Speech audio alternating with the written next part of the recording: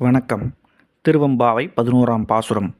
மொய்யார் தடம்பொய்கை புக்குமுகேர் என்னக் கையால் குடைந்து குடைந்து உண்கடல் பாடி ஐயா வழியடியோம் வாழ்ந்தோம்காண் ஆரலல் போல் செய்யா வெந்நீர் ஆடி செல்வா சிறுமருங்குல் மையார் தடங்கண் மடந்தை மணவாளா ஐயா நீ ஆட்கொண்டருளும் விளையாட்டில் உய்வார்கள் உய்யும் வகையெல்லாம் உய்ந்தொழிந்தோம் எய்யாமல் காப்பாய் எமையேலோர் எம்பாவாய். அனைத்து உயிர்களையும் காத்து ரட்சித்து அருள்பவனே, தென்னாடுடைய சிவனே, இந்த மார்கழி அதிகாலை புனித குளத்தில் மூழ்கி குளிக்கையில் உன் திருவடியை எண்ணி பாடுகிறோம்.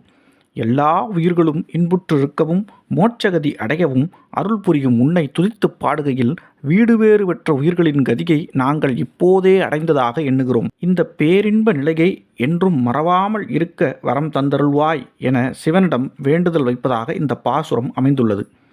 அதாவது, இறைவனை நினைப்பதும் துதிப்பதும் உயிர்கள் உயர்நிலை அடைய உதவும். அப்படி பலவாறாக இறைவனை தொழுது வீடு பேறு பெற்ற உயிர்கள் பல. அந்த வகையில் நாமும் வீடு பேறு அடைய காலை எழும்போதும் குளிக்கையிலும் உணவு உண்ணும்போதும் இரவு உறங்குவதற்கு முன்னும் இறைவனை போற்றி புகழ வேண்டும். அப்படி சதா அவனை நினைக்கும் மனதை அவன் நமக்கு அருள வேண்டும் என்பதாய் மாணிக்கவாசகர் இந்த பாடலில் எடுத்து எம்புகிறார்.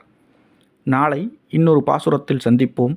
தொடர்ந்து இணைந்திருங்கள் பாரத பயணத்தில். நன்றி, வணக்கம்.